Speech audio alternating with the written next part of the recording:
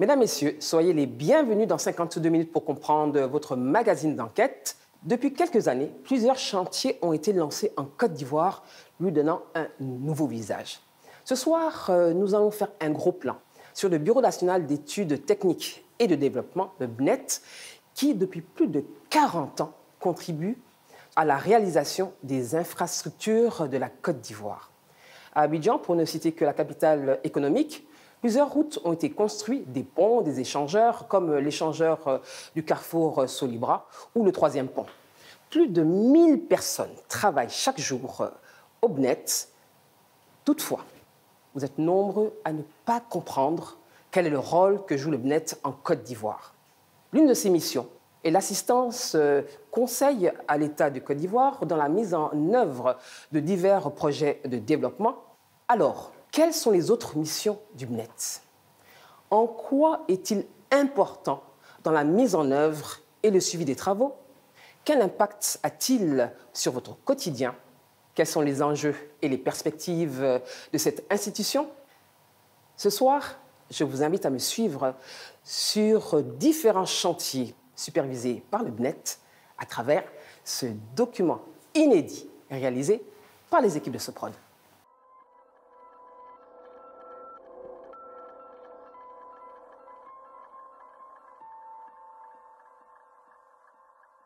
Depuis une dizaine d'années, les grands chantiers se multiplient sur tout le territoire ivoirien.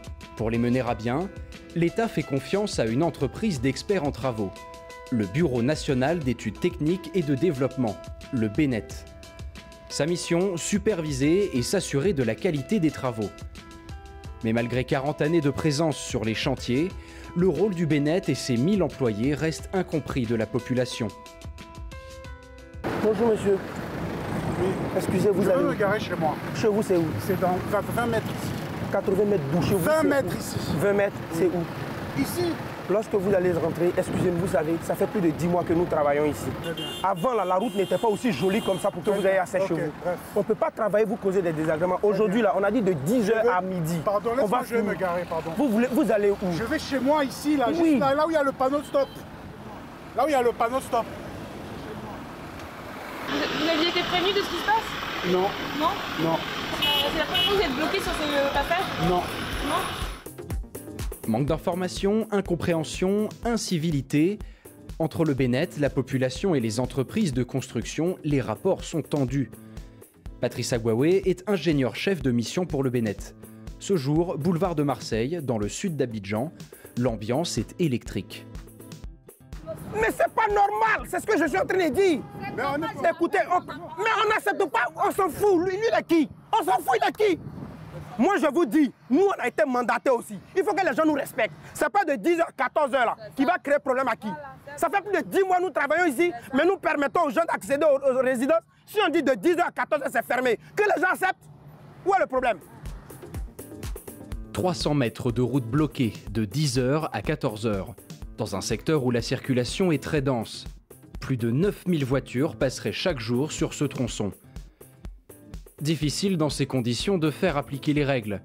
Conséquence, les travaux ont déjà pris 1 heure de retard.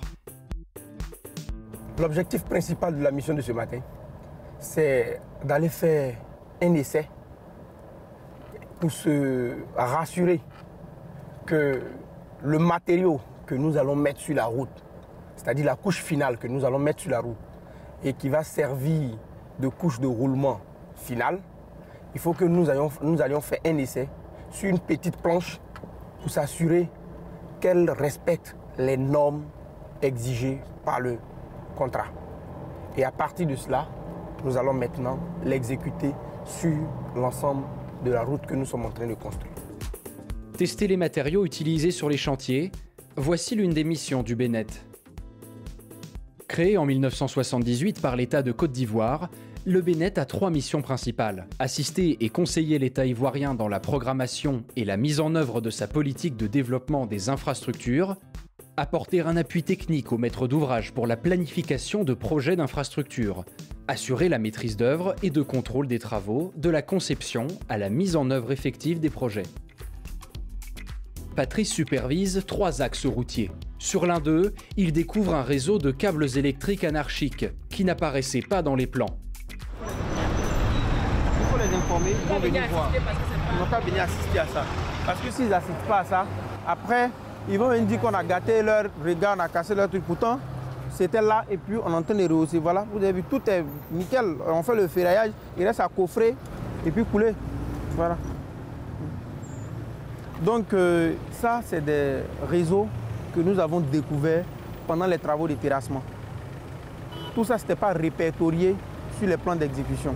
Et donc, quand dans l'exécution des travaux, nous découvrons de tels réseaux, le temps de retrouver le concessionnaire en question pour venir faire des travaux, c'est du délai que nous perdons. Et toutes ces petites activités-là nous causent énormément de retard. Patrice contrôle les travaux de tout un quartier. Ce chantier s'étend sur 10,2 km. Il est divisé en 3 axes routiers. La rue Pierre et Marie Curie sur 1,2 km, la rue Thomas Edison sur plus d'1 km et le boulevard de Marseille sur 7,8 km. Mais sur ce site, les mauvaises surprises s'accumulent. Des installations électriques et de téléphonie non déclarées, invisibles sur les plans du Bennett, retardent considérablement ces chantiers. Ce technicien d'une entreprise de télécommunications interpelle Patrice. Le câble internet de l'un de ses clients a été sectionné. La fibre a été cassée où? Notre fibre optique a été cassée lors des sectionnés, lors des travaux. Et donc on a été un peu alertés. Ça, on a fait ça, ça fait combien de mois? Ouais. Encore 2 mois. Mais depuis plus d'1 mois, vous êtes... Oui. Non, le truc marchait. Oui. Arrête de dire depuis plus de mois. Le truc, Oui. quand la fibre marche, Oui. la connexion est constante. Oui. Donc depuis le semaine passé, Oui. la maladie me dit qu'il y a une coupure, il n'arrive plus à avoir le réseau Oui. à Cap Sud. D'accord, je viens d'être informé. Moi, c'est pour ça que je pose les questions. Ça a été fait quand? Quand est-ce que vous avez constaté? Et pourquoi est-ce que depuis le temps vous n'avez pas dit? Moi, je vais analyser, je vais regarder et puis je vais vous faire un retour. Ces multiples obstacles ont déjà engendré 11 mois de retard et des pertes à hauteur de 9 milliards de francs CFA. Pas un chantier qui n'ait son lot de problèmes. Le Bennett est maître d'œuvre, c'est-à-dire qu'il supervise les travaux effectués par d'autres entreprises. Désormais, c'est une fosse septique appartenant à une boîte de nuit qui menace de boucher les nouveaux caniveaux. Il faut enlever ça. L'entreprise ne peut pas travailler ici. Ils vont faire comment pour faire les terrassements? Ils veulent poser les pavés. Ici, c'est le domaine public. Donc on va les contacter. Voilà, on va les contacter pour voir comment est-ce qu'on peut trouver une formule pour pouvoir trouver un endroit où on peut réimplanter ça là-bas. Quand vous découvrez un obstacle comme là, la fosse septique, Oui. quel est votre rôle auprès de l'entreprise? Est-ce que c'est l'entreprise qui doit gérer le problème? Lorsque nous rencontrons un obstacle dans l'exécution des travaux, l'entreprise nous fait une proposition de résolution de ce problème. Et nous avons pour mission d'analyser la pertinence de cette solution technique proposée. Conséquence, les travaux sont stoppés. L'établissement responsable de cette problématique est fermé. Il faudra revenir dans la soirée. Ces nouvelles infrastructures sont réalisées par des investisseurs étrangers, comme le Maroc, la France et la Chine, qui a offert ce stade olympique. Un édifice qui pourrait permettre à la Côte d'Ivoire de recevoir la CAN en 2023. Voici Afficiata Diomandé, ingénieure-chef de mission au Bennett. C'est elle qui supervise le chantier d'Ebimpe, au nord d'Abidjan. Pendant son inspection matinale, elle constate un problème sur la pelouse. C'est bas? D'accord. Sinon, l'autre côté avait bien marché. Hein. Qu'est-ce qui pose problème? Ils peuvent relever un peu. Non, c'est le niveau. Non, il y a Un décalage de niveau. Voilà. Qui peut gêner. Sous ce carré de gazon synthétique se trouve un cube de béton servant à évacuer les eaux de pluie. Dans le métier, on appelle cela un regard. On peut relever un peu le niveau entre le regard et la pelouse. Cette anomalie doit être réglée par l'entreprise chinoise de construction. Afficiata appelle le chef de chantier pour venir constater le problème en présence de Juliette Abbé, chef du département infrastructure de l'ONS, l'Office national des sports. C'est cet organe qui va exploiter le stade. Mais entre Chinois et Ivoiriens, la barrière de la langue complique les discussions. Une interprète est donc toujours présente.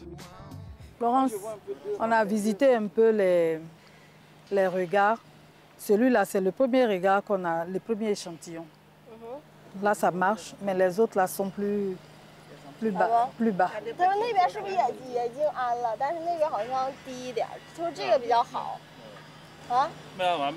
Il dit l'autre, c'est pas encore fini. Ok, les autres sont pas finis. Ok, d'accord. Il n'y a pas de souci. Donc, ils vont faire ça comme le premier. Si tu ne comprends pas quelque chose là, tu nous demandes. Hein? Voilà. Oui. Si tu ne comprends pas le français aussi, tu nous demandes. Et puis tu vas traduire ça bien en chinois pour lui. Florence Liu travaille depuis 3 ans sur le chantier du stade. Et en tant qu'interprète, elle se retrouve systématiquement au cœur de discussions très techniques et parfois conflictuelles entre les Ivoiriens et les Chinois. Oui, concernant les problèmes techniques, c'est difficile. Mais quand même, c'est intéressant entre les deux langues. Ouais. Ça va, c'est pas trop dur pour vous? Dur? Non, non. Oui, au début, c'est dur, mais j'ai travaillé ici il y a 3 ans. Donc, oui, j'ai l'habitude de faire. Oui, vous vous connaissez bien maintenant? Oui, on se connaît bien maintenant et on n'a plus envie de se quitter. Voilà. C'est ma maman. Afficiata poursuit l'inspection du stade avec l'Office national des sports et l'entreprise chinoise. Il découvre un nouveau problème. Un panneau d'évacuation ne respecte pas les normes internationales. Voilà. Ça doit être ici, en haut ici. Voilà. De tel enseigne. 3 mètres. Oui, 3 mètres. À la hauteur. Ce n'est pas que si quelqu'un vient qui veut arracher, pour savoir pour voir l'arracher. 这一着火的时候，这中国哥的一着火的上面全是烟，就在底上。Partout où c'est en bas comme ça, il faut corriger. Mais réfléchis un peu le cas de feu. Quand c'est au secours, on doit sortir en bas. Donc on voit en bas, on voit pas en haut. En haut, il y a tout des fumées, tout est noir. Quand il y a un danger, Ça le on le fait. fait en bas, on le fait. On voit en bas. Non, non, non, non, non. Non, non, on ne court pas. Non. Oui, c'est ici, non, non, non, non. Ici, là. Chez vous, là, quand vous courez, là, vous courez en bas comme ça. On ne court pas en bas. Là, quand il y a le feu, là, on court, là, on regarde en haut. Et puis on cherche à attirer On quelque chose. on peut pas. Tu vois? Ça, c'est chez vous. Quand tu cours, là, tu regardes comme ça en bas. Cas de Non. Chez nous, On court. On peut demander un peu incendie. Oui. Peut-être les experts. Mais incendie, ils Non. ont déjà dit ça. C'est eux-mêmes qui ont dit qu'on met en haut. C'est bizarre, parce qu'en Chine, tout est en bas. La majorité des problèmes rencontrés sur ce chantier sont liés aux différences de normes entre les deux pays. Toute entreprise réalisant des travaux en Côte d'Ivoire doit se plier aux règles locales. Et le Bénet veille au grain. Et ils veulent faire ce qu'ils font là-bas chez eux. Voilà. Ils veulent nous imposer ça en fait. En plus, il y a l'air d'avoir des petits problèmes de traduction. Oui, c'est ça. Donc, ils ne comprennent pas sûrement ce qu'on leur demande. Et en fait, ils n'étaient pas au courant des normes ivoiriennes. Non, ils ne voulaient même pas le faire. Mais il fallait qu'ils nous demandent depuis longtemps. Quand on leur a dit de faire monter, de changer, ils ne nous ont pas demandé les normes. Sinon, quand ils nous demandent, on leur donne. Ouais, d'abord, il y a diligence entre les normes chinoises et les normes françaises. Et deuxième, c'est la langue. C'est un peu difficile pour nous, pour la communication. Selon la norme de sécurité, le panneau doit être fixé au-dessus de la porte. Et pour qu'il soit remis à la bonne hauteur, Afficiata doit faire parvenir la norme jusqu'au siège de l'entreprise chinoise, à Pékin. Mais pendant les discussions, elle reçoit un message. Un vol vient d'être commis. Le topographe vient de se faire voler. Oui, oui, ils ont volé son appareil pendant qu'il était en train de travailler. Côté sud. Donc il faut qu'on informe les gendarmes. Oui, oui, il dit environ 20 millions. C'est vous qui vous en occupez? Ben, on nous informe en tant que responsable du projet. Nous, on a le devoir de coordonner ces activités, de régler les contentieux. Voilà, donc on va voir les Chinois, après on va poursuivre ça. Afficiata doit interrompre l'inspection du chantier. Il faut trouver une solution à cette situation. Quelques minutes plus tard, l'ouvrier volé se présente au bureau de l'ingénieur. Vers 13h40, pendant que tout le monde travaillait, 2 jeunes Ivoiriens sont entrés dans l'enceinte du chantier. Et avec un couteau, ils sont venus nous racketter l'instrument qu'on utilisait. C'est le seul que nous avons sur le site. On ne peut plus travailler. L'ouvrier travaillait sur ce parking avec un appareil de mesure. Les voleurs, 2 anciens ouvriers, sont passés par-dessus cette barrière. Apprenant qu'ils sont recherchés, ils se débarrassent de l'outil et indiquent aux gendarmes où le trouver, une semaine plus tard. Pour Afisiata et Mariam Kone-Yoda, directrice générale de l'ONS, c'est un nouveau défi, sécuritaire cette fois-ci. Avec tous les équipements qui sont placés là-bas, il y a des ouvriers qui ont travaillé, qui connaissent ce bâtiment-là comme leur poche. Ce sont eux qui sont les indices des malfrats. C'est ça. On place des gendarmes là-bas, à tous les coins. C'est tranquille. Ces guérites de gendarmes, qui serait en charge de les installer? C'est le maître d'ouvrage, l'ONS. Parce que l'ONS est en charge de toutes les infrastructures civiles de l'État. Donc on va demander le budget, quoi. Il faut renforcer cette clôture-là. On pense que c'est pas suffisant. Afisiata reprend l'inspection du chantier. Les derniers détails doivent être réglés avant la livraison prévue pour 2020. Au total, 3 ans de travaux pour donner naissance à ce stade de 60 000 places, le plus grand d'Afrique de l'Ouest. Qu'est-ce que ça vous fait personnellement quand vous voyez ce stade-là devant vous, presque fini? C'est une grande fierté, un très grand plaisir de voir avec un dur travail. Et pour moi, en tant que femme, c'est comme un bébé que j'ai mis au monde, que j'ai vu grandir et qui est prêt à rentrer dans la vie active, qui est la réception des matchs.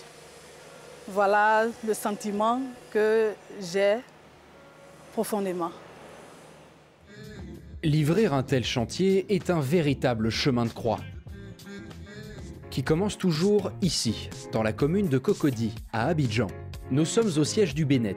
Edwige Adingra, ingénieure en bâtiments et travaux publics, rejoint son équipe d'experts. Ce matin, elle leur présente un nouveau projet d'extension d'une route, du boulevard de Marseille jusqu'au boulevard Valéry Giscard d'Estaing.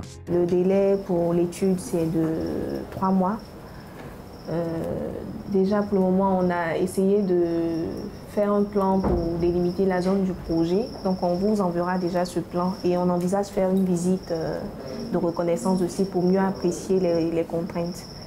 Donc, déjà, quelles sont vos disponibilités? Si c'est possible qu'on fasse cette visite-là dans la semaine, vu que le délai du projet est court, il faut qu'on avance rapidement.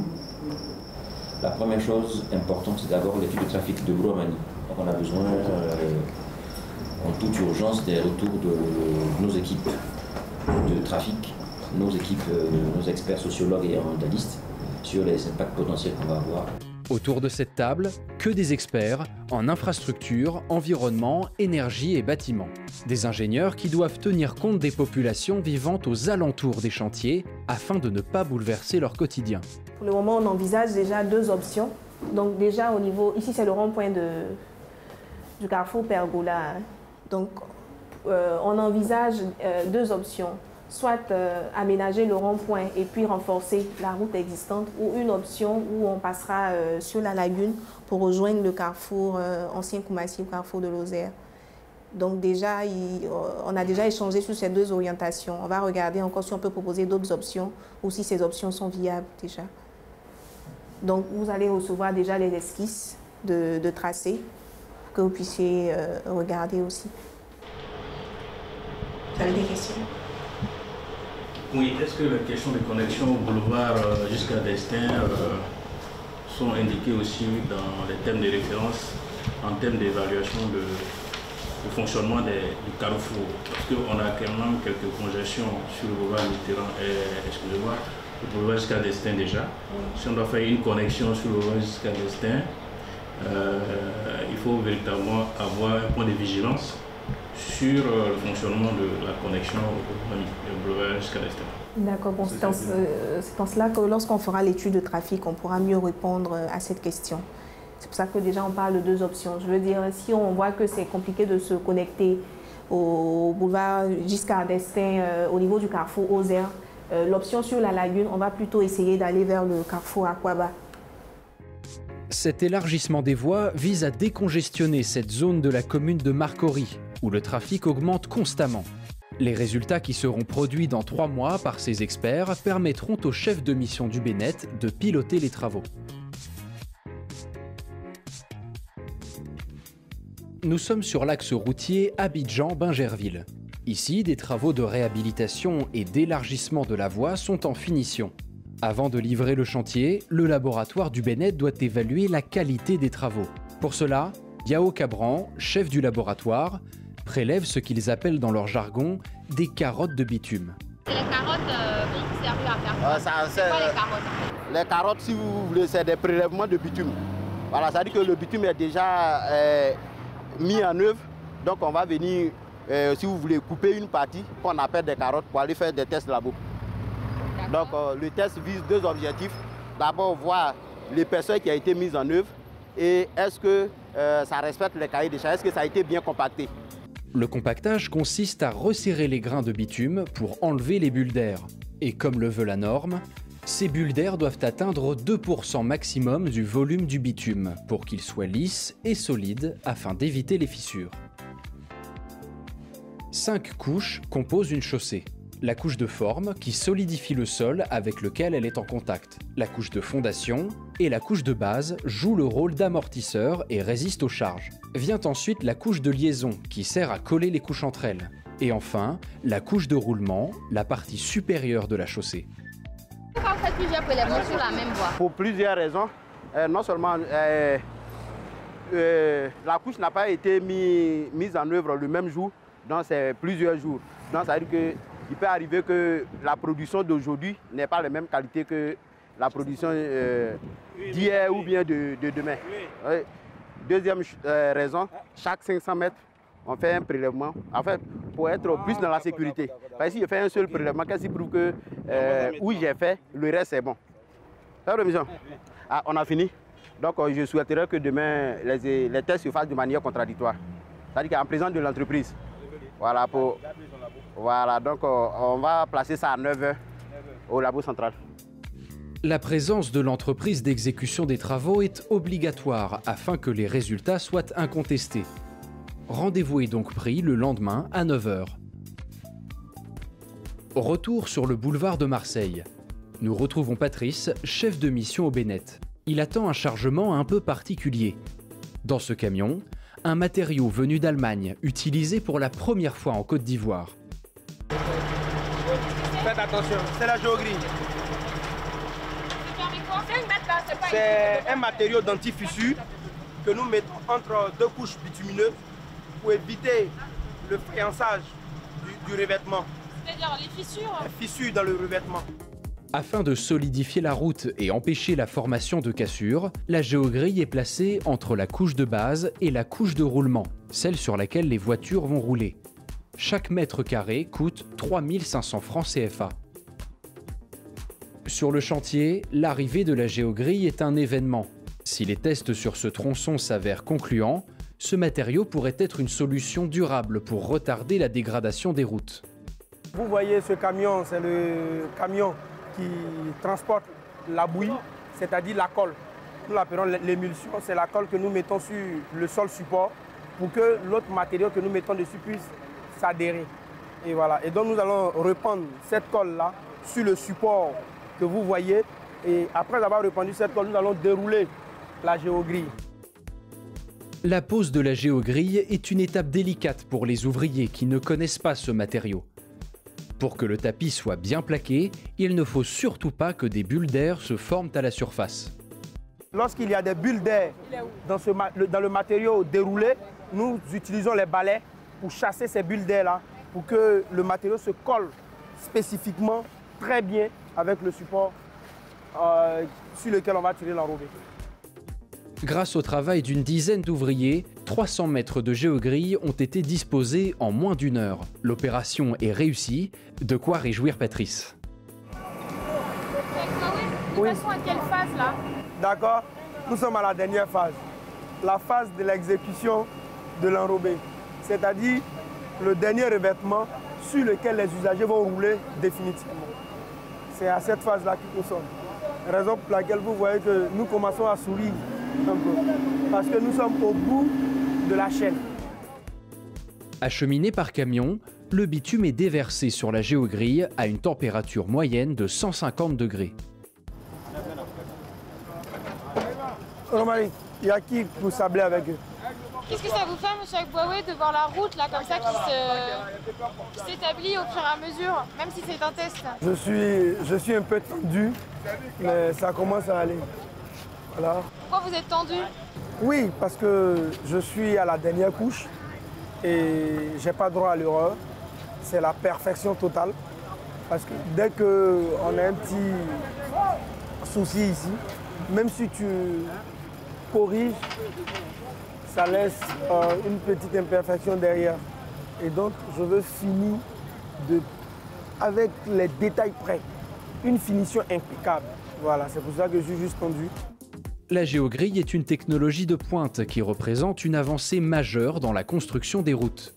Une fois les travaux finalisés, agrandissement et renforcement des matériaux, le boulevard de Marseille pourra accueillir jusqu'à 35 000 véhicules par jour sans craindre que la route ne soit abîmée. Soit 4 fois plus d'automobilistes qu'aujourd'hui, de quoi désengorger le quartier. Et pour Patrice, cela représente aussi un investissement humain. Monsieur Agbouaoué, comment est-ce que vous gérez votre vie de famille avec ce métier qui est très prenant au quotidien?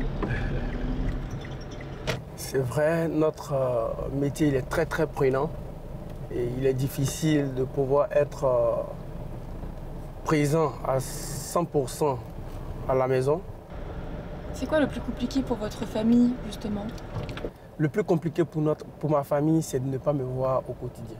J'ai 5 enfants, 3 garçons et 2 filles. Souvent, je viens au chantier avec eux.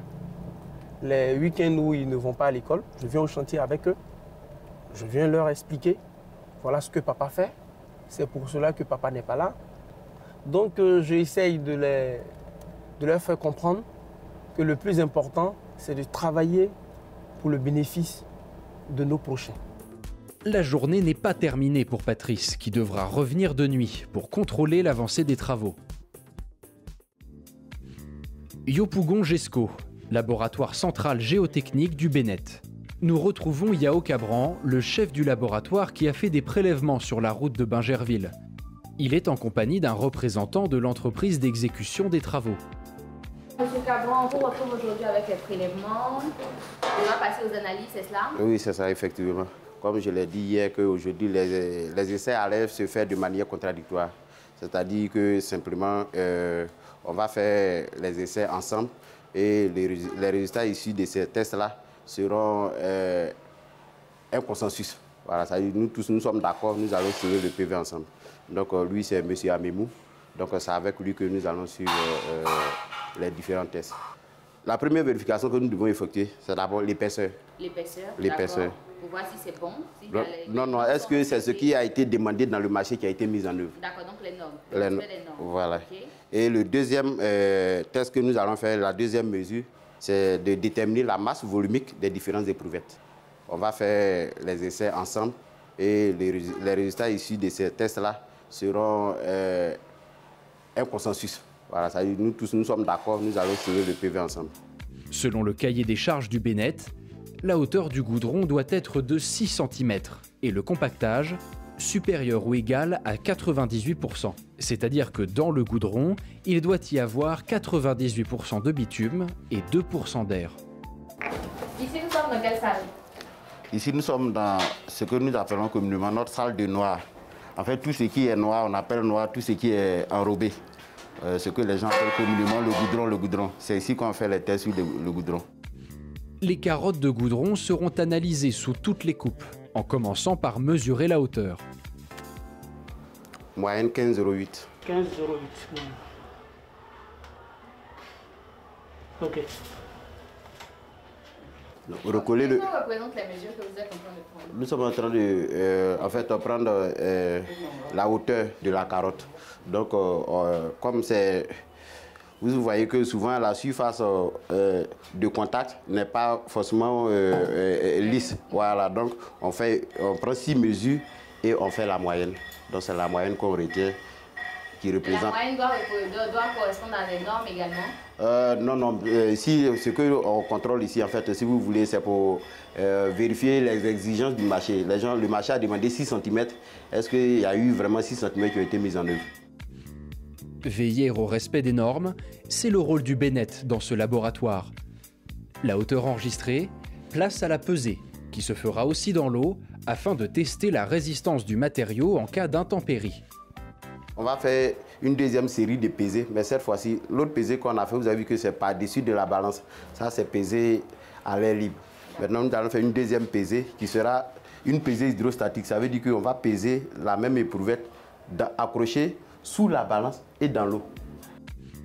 Analyse terminée, direction la salle de calcul pour comparer les résultats.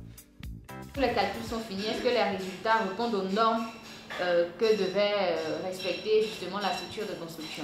Oui, je crois bien que la plus petite valeur que nous avons, c'est 80...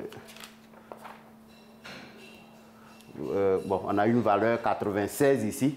Mais comme je vous l'ai dit, je ne maîtrise pas le cahier des charges du chef de mission. Donc, arrivé là-bas, en fonction de tous les résultats obtenus, vous avez vu que nous, on signe seulement pour dire voici les résultats. Mais nous, on ne se prononce pas. La norme de 98% de compactage est obligatoire pour la chaussée, tandis que pour la bordure, appelée accotement, elle peut atteindre 95%. Le représentant de la structure est satisfait au vu des résultats. Est-ce que vous êtes satisfait des résultats qui sont là? Les résultats me concernant, bon, il n'y a pas de problème. Hein. Voilà. Le marché demande une densité, une suture supérieure ou égale à 98. Mais là, de façon générale, je pense qu'on oui, on respecte, comme on appelle, les 98 hein, de façon générale. Aucune objection aux résultats, chacune des parties peut les transmettre à sa hiérarchie. Les travaux pourront se poursuivre jusqu'au prochain test. 22h, boulevard de Marseille. Nous retrouvons Patrice qui démarre son inspection des travaux de nuit. Direction la rue Pierre et Marie Curie, au carrefour de Cap-Sud. Ce soir, l'une des dernières couches de béton doit être posée. Mais à son arrivée, Patrice constate que l'une des voies a été abîmée par un véhicule de travaux. Impossible de couler le béton. Vous avez enlevé tout ça. Oui, ça. Vous ne pouvez pas exécuter la couche de fondation, de base sur ça là. C'est pas possible. Tu vois, vous avez foisonné tout le matériau. Oui, on doit couper le matériau, mais c'est pas comme ça. Tu vois, ici, regarde ici. Ici. Tu vois que cette couche-là, j'arrive à l'enlever facilement. Et sur cette couche, on ne peut pas mettre de l'enrobé. Pourtant, ici, ça, vous voyez ça? Ça, c'est déjà dur. Sur ça, on peut mettre la couche. Nous avons déjà fait les essais et nous avons suivi l'exécution de cette couche. Pourquoi, lorsque vous venez couper, vous ne faites pas attention, vous dégradez tout? C'est devant le Cap Sud, là, ils ont fait une rampe. C'est la rampe là qu'on a enlevée. Oui. Ça, on n'a pas décaissé encore. Mais ce que tu vas... Non, mais en enlevant la rampe là, vous n'avez pas fait attention pour trouver le dû. Le dû est là. Vous avez foisonné tout. Donc demain, quand vous n'allez pas tirer là, vous allez remettre encore rampe. Il faut que vous remettez la rampe pour que les gens puissent entrer à Cap Sud. Conséquence de cette faute d'inattention, la voie ne pourra pas recevoir de béton cette nuit. Un seul tronçon pourra être réhabilité. Mais là encore, Patrice n'est pas au bout de ses surprises. De quoi? Le... Quel balayeur? Le balayeur. Le balayeur ne fonctionne pas. Il y a une petite patte dessus, là, il y a des calcations dessus. Ah, le balai que je vois là. D'accord. Là, du coup, on prend un retard dans le démarrage de notre activité parce qu'il y a la balayeuse qui doit balayer énergétiquement la couche de fondation est en panne. Donc les mécaniciens sont à pied d'œuvre pour solutionner cette panne. Donc tant que nous ne balayons pas la plateforme, la fondation qui est là, nous ne pouvons pas démarrer la couche de base que nous devons mettre.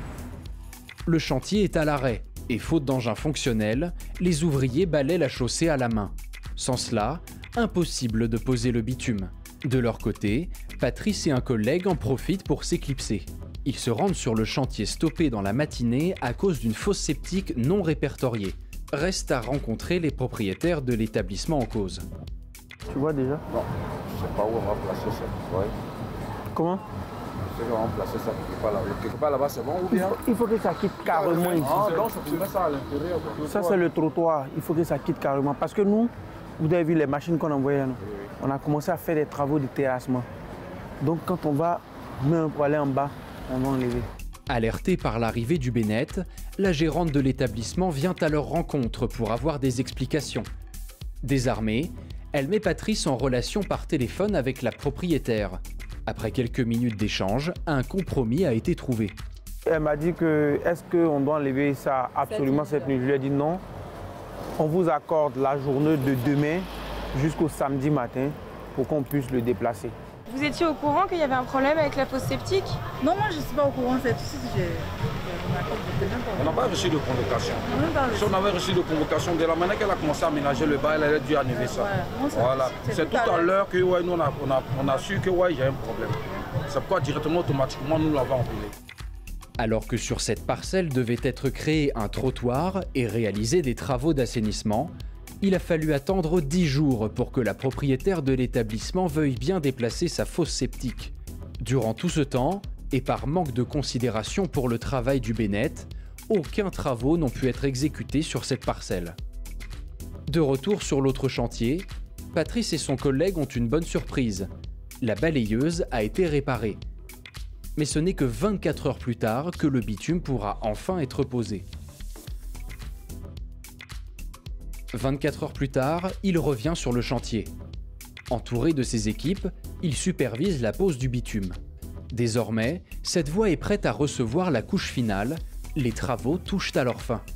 Le métier du génie civil est un métier à la fois créatif, pragmatique et humaniste. Car le travail de l'ingénieur génie civil profite à l'ensemble de la population.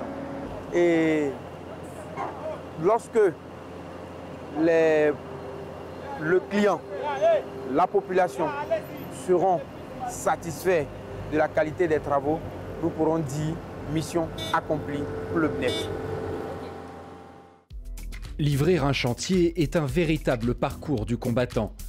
Matériel défectueux, erreurs de travaux, incivilité des populations, autant d'imprévus qui compliquent la tâche des agents du Bennett. Avec près de 200 projets par an, le Bennett est présent de la conception d'un projet à la réalisation des travaux. Sur les chantiers, le Bennett est un organe incontournable pour faire respecter les normes internationales.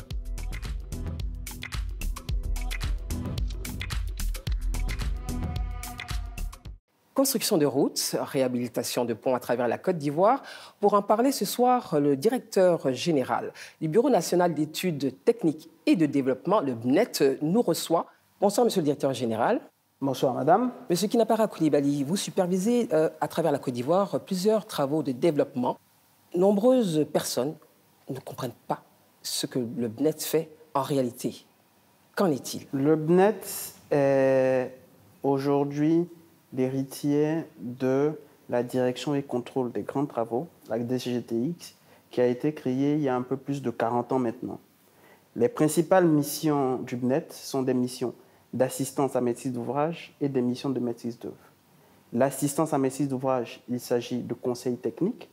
Vous conseillez qui exactement? Notamment l'État de Côte d'Ivoire à travers ses différents ministères. Et les missions de maîtrise d'œuvre dans les deux sens du terme, la maîtrise d'œuvre de conception et la maîtrise d'œuvre d'exécution. La maîtrise d'œuvre de conception, c'est-à-dire des études à différents niveaux d'avancement. Ça peut être des études préliminaires, des études sommaires, des études détaillées.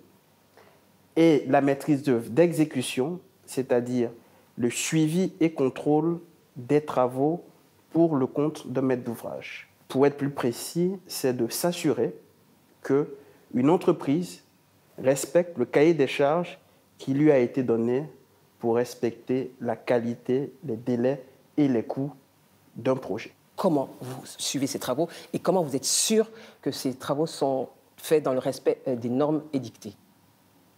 En ce qui concerne la maîtrise d'œuvre d'exécution, nous mettons en général sur les différents projets ce qu'on appelle une mission de contrôle. Ce sont des agents du BNET qui sont sur le terrain et qui suivent les travaux qui sont réalisés par les différentes entreprises. Concrètement, c'est quoi? C'est une fois que les études ont été faites et que l'entreprise a été sélectionnée, il y a un cahier des charges. Donc, au fur et à mesure de l'avancement des travaux réalisés par l'entreprise, il y a une équipe de contrôle, une mission de contrôle du BNET qui s'assure que le cahier des charges, les prescriptions techniques, les normes sont bien respectées par les différentes entreprises.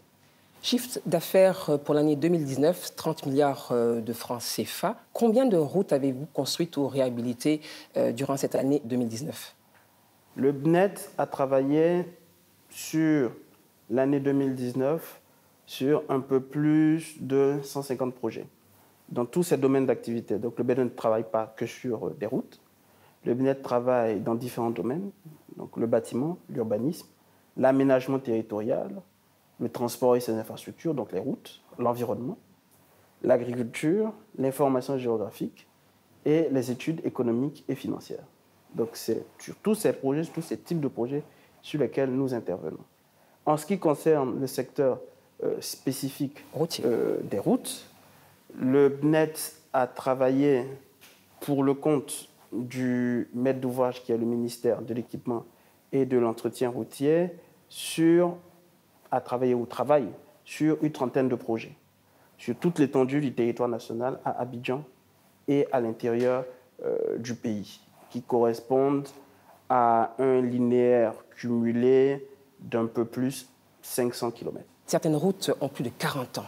Comment comprendre que d'autres routes qui ont été construites il n'y a pas très longtemps présentent des nids de poules et soient parfois délabrées? Est-ce un problème d'entretien? La qualité des matériaux est-elle mise en cause? On veut comprendre. C'est une question qui revient souvent, effectivement, et à juste titre, parce qu'il est normal que les populations ivoiriennes s'inquiètent des dégradations que l'on constate ici ou là sur certaines infrastructures, notamment routières. Quand on parle de dégradation, il faut regarder est-ce qu'il s'agit de dégradation précoce ou pas.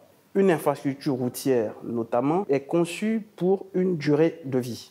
Quelle est la durée de vie, s'il vous plaît? Les études sont faites, les dimensionnements sont faits pour que cette infrastructure puisse vivre entre 15 et 20 ans. Si au bout de 15 ans, on a une infrastructure routière, par exemple, qui commence à se dégrader, c'est normal, parce qu'elle a atteint sa durée de vie, on va dire ça comme ça.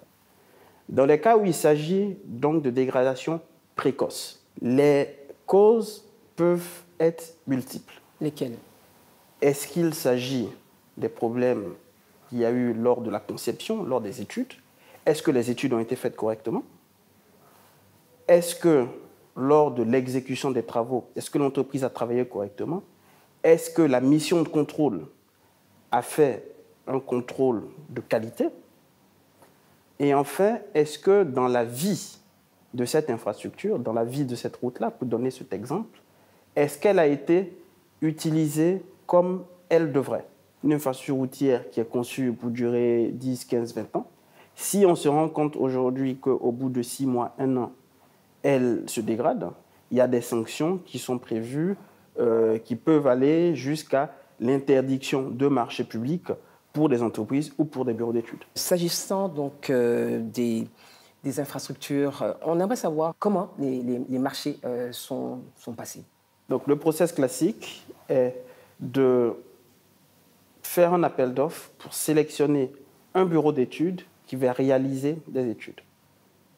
Une fois que les études sont terminées, on fait ce qu'on appelle un dossier d'appel d'offres. D'accord. Et sur la base de ce dossier d'appel d'offres, on consulte un certain nombre d'entreprises qui soumissionnent et qui, à l'issue de cet appel d'offres, sont sélectionnés pour réaliser donc les travaux. On a ce qu'on appelle un code des marchés publics qui régit très bien toute cette chaîne. Donc c'est la façon classique. Quelquefois, il peut arriver que pour certains projets où nous avons des impératifs donc, de délai, où on puisse aller directement pour sélectionner une entreprise pour faire des études ou pour réaliser des travaux. En parlant de travaux, M. Coulibaly, lorsqu'il y a des retards donc, dans la livraison, qui en est le responsable et en réalité qui paye? Les retards peuvent également avoir plusieurs causes. Est-ce que, par exemple, les emprises pour réaliser les travaux sont totalement disponibles? Est-ce qu'il y a des déplacements de réseau ou est-ce qu'il y a des déplacements de population à faire? Vous faites des études au préalable? Les études sont faites. Une fois que le projet a démarré, c'est de la responsabilité de la mission de contrôle et du maître d'ouvrage de s'assurer que l'entreprise de travaux respecte le cahier des charges et respecte la qualité et les délais auxquels il s'est engagé lorsqu'il a remis son offre. Donc, lorsque cela n'est pas respecté et qu'il y a des délais, il y a des pénalités qui sont prévues dans son marché pour l'inciter à respecter les délais. Est-ce qu'on peut penser ou imaginer que certains de vos agents seraient peut-être sensibles à certaines faveurs que pourraient faire ces structures qui sont maîtres d'ouvrage en réalité de ces travaux que vous supervisez? Et aujourd'hui, on se retrouve avec ces routes qui sont dégradées. On ne comprend pas. Vous parlez de 15 ans de vie. Aujourd'hui, au bout d'un an ou de 6 mois, on a des routes qui sont impraticables. En ce qui concerne le BNET, sur les projets sur lesquels nous intervenons, dans les projets sur lesquels nous sommes donc impliqués, certes, il y a le contrôle qui est fait par le BNET, mais nous sommes dans un environnement où il y a aussi donc, un représentant du maître d'ouvrage, donc qui est sur le terrain et qui s'assure que les travaux, les contrôles sont faits correctement. Quel est le mécanisme que vous avez mis en place en interne pour combattre ou prévenir la corruption? C'est un mécanisme à plusieurs niveaux, en externe et en interne. En externe, sur une mission de contrôle, avec l'entreprise, il y a aussi un représentant donc, du maître d'ouvrage. Ils sont tous corrompus. Au bout de 6 mois, par exemple, on va se rendre compte que quelque chose ne va pas. Au bout d'un an, on va se rendre compte que quelque chose ne va pas. Mais les dégâts sont là. Les dégâts sont là, mais après, s'il y a des dégâts qui sont constatés et que les entreprises n'ont pas bien travaillé et que la mission de contrôle n'a pas fait son job ou que les études n'ont pas été faites correctement, ben, il y aura des sanctions. Donc après, c'est à chaque entreprise de prendre maintenant ses responsabilités.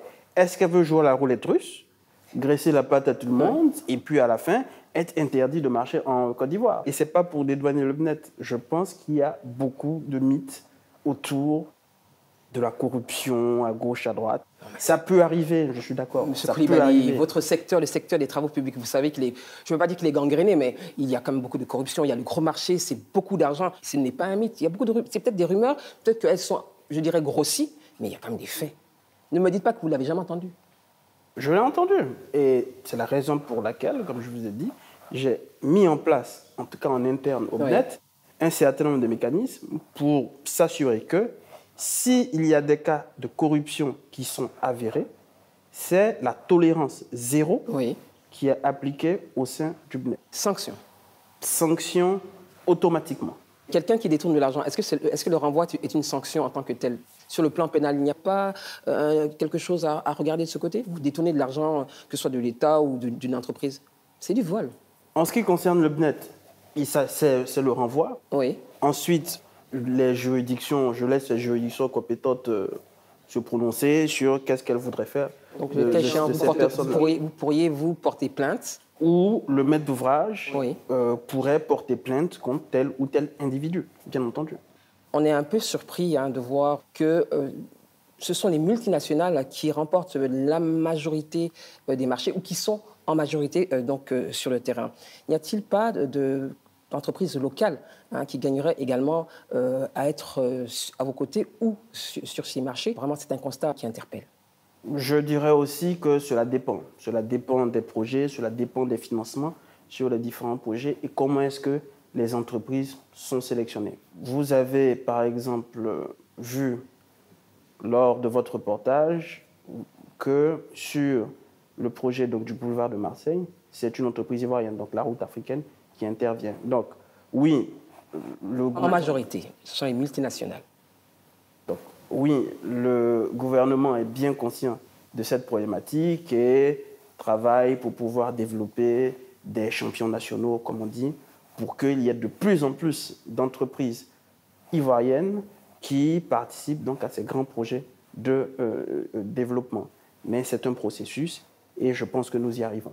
Quelles sont donc vos perspectives et les enjeux pour l'année 2020, sachant que selon l'Institut national des statistiques, donc l'INS, le taux de croissance démographique en Côte d'Ivoire est de 2,6% par an. La vision du BNET aujourd'hui, c'est de faire du BNET un pôle d'expertise de haut niveau au service du développement et un partenaire privilégié de l'État de Côte d'Ivoire. Qui dit partenaire privilégié de l'État de Côte d'Ivoire dit continuer d'accompagner l'État de Côte d'Ivoire, d'abord pour continuer de mettre en œuvre les grands projets du PND, tels qu'ils sont prévus sur l'année 2020, et d'accompagner le gouvernement aussi dans la mise en œuvre de son programme social du gouvernement.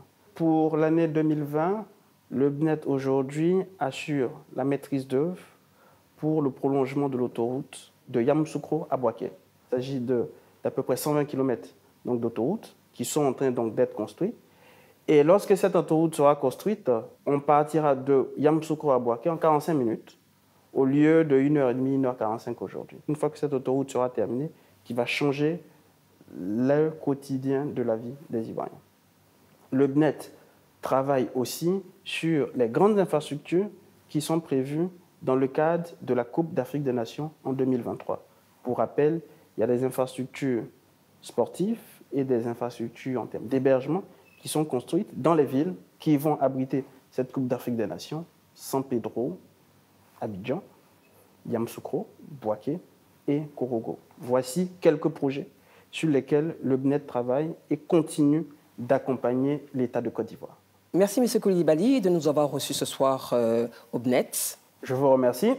Et d'avoir contribué à expliquer le rôle que joue cette institution en Côte d'Ivoire. Nous sommes, mesdames, messieurs, donc au terme de cette émission et nous espérons avoir contribué à faire comprendre ou mieux comprendre le rôle que joue le BNET en Côte d'Ivoire. Cette institution va continuer à assurer ses missions auprès de l'État de Côte d'Ivoire dans le respect des normes établies. D'autres chantiers vont être lancés pour renforcer les infrastructures actuelles et nous l'espérons en adéquation avec une démographie en constante évolution. Restez sur RTI 1 pour la suite de ces programmes et nous nous retrouvons dans 15 jours pour un nouveau numéro de 52 minutes pour comprendre, un numéro exclusif réalisé par les équipes de Soprod. Bonne soirée à tous.